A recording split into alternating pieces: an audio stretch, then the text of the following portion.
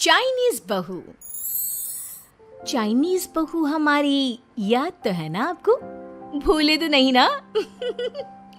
हाँ भाई, थोड़ी देर में ही सही, लेकिन चाइनीज बहू की कहानी आ ही गई। क्या हो रहा है ये देश में? चाइना ने तो आतंक ही मचा रखा है। अरे क्या हो गया? क्यों चाइना को कोसता रहता है? भूल मत, तेरी ससुराल चाइना की ही है। हाँ माँ, पर ये देखना, लड़ाई झगड़े, ये बीमारी, ऊपर से ये देश कितना चालाक है, अंदर न जाने क्या क्या करता रहता है। तभी अंदर से बहू की चिल्लाने की आवाज आती है।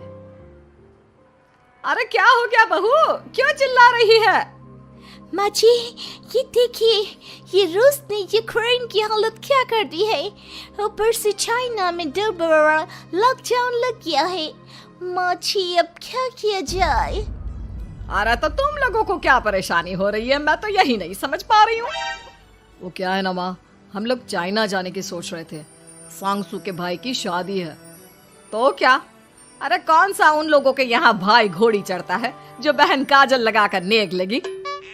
माँ जी, उसकी आंखें बहुत छोटी छोटी है, उसमें या तो पुतली रह सकती है या काजल। साले की पुतली निकाल कर काजल लगा दो, अंधा कहीं का। क्या क्या बोले तुम मेरे भाई के बारे में? अरे नहीं नहीं बहू, वो तो बोल रहा था कि तुझे नेग मिल जाएगा। हैं, बहन है ना तू उसकी।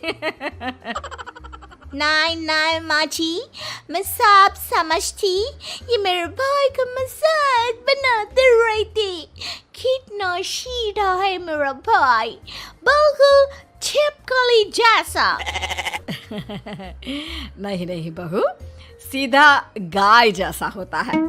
सही पकड़े हैं माँ जी। हाँ, तो मेरे भाई की शादी है, मैं चाइना जरूर जाऊंगी। तभी एक पड़ोसन आ जाती है। अरे नहीं नहीं बहू, तू कहीं ना जा, हम लोगों का मन कैसे लगेगा तेरे बिना। ले बहू, तेरे भाई के लिए ये शॉल रख ले, हमारी तरफ से गिफ्ट कर देना। अरे सब कितने अच्छे हैं, मेरी चाइनीज बहू को कितने प्यार से तुम लोगों ने एक्सेप्ट कर लिया। सच में बड़ी भाग्यशाली हूँ मैं। कैसी बात कर रही है? ये तो हम लोगों के देश की एक खूबसूरती है कि हर किसी को दिल से अपना लेते हैं, बस वो भी दिल से हमें अपना समझे। कैसी बात कर रही है आंटी जी? मेरे लिए आप सब सासू माँ जैसी ही हैं। मुझे भारत बहुत अच्छा लगता है, ये सबसे अच्छा देश है, मेरा भारत महान। वैसे भी लड़के की शादी जहाँ होती है वो तो वहीं की हो जाती है ना। जीती रे बहू, सही बोल रही है। औरत तो होती ही पानी की तरह है, जो जहाँ जैसे रखे वैसी ही शेप ले लेती है। आंटी जी, ये थोड़ा सा ज्यादा हो गया, समझ नहीं आया। नो प्रॉब्लम, मैं चाय बना कर लाती हूँ। फिर क्या, वो दिन भी आ जाता है जब बेटे बहू को चाइना जाना पड़ता है। वहाँ जाकर बहू का भाई कहता है, मेरे बहन आ गए, मेरे बहन आ गए। मैंने सबको बोला कि सब हिंदी में बात करेंगे, नहीं तो बहन नाराज हो जाएगी। थैंक्स बॉय, हिंदी मेरी भाषा है। आप मुझे उसमें बात करना अच्छा लगता है। आपने जीजा जी से मिलो। ओ बहन, तुम अंदर चलो। सभी बहू को अंदर लेकर चले जाते हैं, लेकिन सांगसू का पति, वो तो बेचारा चाइना के ससुराल के आंगन में अकेला खड़ा रहता है। काफी देर तक जब कोई उसे नहीं पूछता तो वो माँ को घर पर फोन करता है। हाँ बेटा, पहुँच गए ना कुशल मंगल? हाँ माँ, लेकिन सांगसू पता नहीं कहाँ है, वो तो अंदर गई है, तब से बाहर आई ही नहीं। अरे कैसी बात कर रहा है? तो तू अंदर चला जा, तू बाहर क्यों है? अरे दामाद है तू वहाँ का, उन लोगों ने तुझे बिठाया, चाय पानी कुछ नहीं पूछा? नहीं ना माँ। तभी सामने से सांगसू आती है। क्यों आप अभी तक तैयार नहीं हुए? और ये बैग लेकर क्यों कमरे से बाहर आए? इसे वहीं रख देते। कमरा? कौन सा कमरा? अरे कैसी बात कर रही हो? जब से तुम अंदर गई हो मैं बाहर ही तो खड़ा हूँ। बहू को बहुत हैरानी होती है और गुस्सा भी आता है। तभी उसका भाई और माँ आ जाते हैं। और सांगसू, अंदर खाना लग गया है। पहले ये बताओ कि मेरे पति को किसी ने खाना या पानी क्यों नहीं पूछा? वो भारत से ससुराल पहली बार आया है, वो भी मेरे कहने पर। उनकी इज्जत क्यों नहीं की? देख बेटी, तूने जबरदस्ती जिद में शादी की थी तो हम लोगों ने कर दी, लेकिन अब तुम ये सोचो, पूरी चाइना में मैं इस इंडियन को अपना दामाद बताऊं? So sorry. हाँ संगसू, और तुम भी चुप रहना, नहीं तो वो लोग मेरी शादी तोड़ देंगे। ओह, ऐसी बात है। कोई बात नहीं, मैं बाहर होटल में रह लेता हूँ, तुम वही करो जो ये लोग चाहते हैं। कैसी बात कर रहे हो? शादी के बाद पति जैसा भी हो, जो भी हो, पति होता है। वैसे भी तुम्हारे पूरे परिवार ने, सबने बिना सोचे मेरा साथ दिया, मुझे एक्सेप्ट किया, प्यार किया। मैं अपने देश में आपको अकेला कैसे छोड़ सकती हूँ?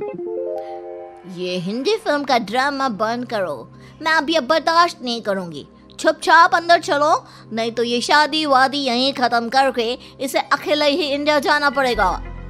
कैसी बात कर रही हो माँ? ये मेरे पति हैं। नहीं था, हम लोगों ने यहाँ वकील को बुला लिया है, जिसके बाद अब तेरा तलाक करा के हम यहाँ के चाइनीज लड़के से तेरी शादी करा देंगे। अरे कैसी बात कर रहे हो? हम तो यहाँ तुम्हारी शादी के लिए आए थे। नहीं नहीं, मैं सांगसू के बिना नहीं रह सकता हूँ। हाई वोल्टेज ड्रामा होने के बाद से ही सारा माहौल खराब हो जाता है कि तभी एक लड़की आती है। मैंने सारा इंतजाम कर दिया है, सांगसू की शादी का मंडप परसों लग जाएगा। तब तक इसके पति को कमरे में बंद कर देते हैं। सभी सांगसू के पति का हाथ बांधकर उसे कमरे में बंद कर देते हैं। ये क्या कानूनी है? आप लोग मेरे पति के साथ ऐसा नहीं कर सकते हैं। मैं किसी से शादी नहीं करूंगी, ये साफ बात है। पहले मैं अपनी शादी करूं, फिर तेरी भी शादी करवा दूंगा। सब कुछ तय हो जाता है, भाई की शादी हो जाती है। फिर वो दिन भी आ जाता है जब सांगसू की शादी वो लोग जबरदस्ती करने के लिए उसे मंडप पर ले जाते हैं। ऐसा मत करो, ये मेरी बीवी है। मैं किसी से शादी नहीं करूंगी।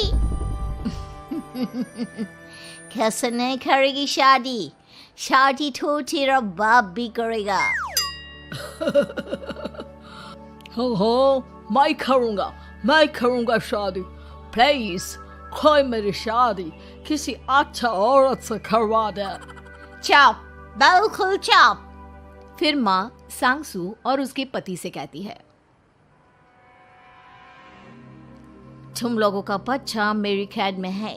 अगर तुम लोगों ने कोई भी होशियारी की तो मैं इस बच्चे को मार दूंगी। दोनों माँ का रूप देखकर हैरान हो जाते हैं। बच्चे की खातिर दोनों शांत हो जाते हैं और शादी की रस्में शुरू हो जाती है कि तभी सांगसू की सास पुलिस के साथ आ जाती है। माँ, ससुर माँ आ गई, मेरी माँ आ गई। माँ प्लीज हम लोगों को बचाकर वापस ले चलो। पुलिस सभी को गिरफ्तार कर लेती है। बेटी के बच्चे को मारने की धमकी तो कोई चुड़ैल ही दे सकती है। अरे तो ये चुड़ैल ही तो है। ये सही बोल रहे हैं, ये औरत किसी चुड़ैल से कम नहीं है। तभी उन लोगों का बच्चा भी आकर सांगसू के गले लग जाता है। माँ, तू सही समय पर आ गई, लेकिन तुझे कैसे पता चला कि यहाँ ये सब हो रहा है? बेटा, ये चाइनीज लोग ना होते ही धोखेबाज हैं। इन लोगों पर मुझे भरोसा नहीं था, इसलिए मैंने तेरे फोन को हमेशा के लिए मेरे फोन से अटैच कर दिया था, जिससे तेरे आसपास होने वाली सारी बात मैं सुनती रहूं। उस दिन भी मेरी तेरी बात हो रही थी तो तेरा फोन ऑन था, मैं सब समझ गई थी। मुझे माफ कर दो। नहीं, बिल्कुल नहीं। चलिए माँ जी, इंडिया वापस चलते हैं। आज के बाद मैं यहाँ कभी नहीं आऊंगी।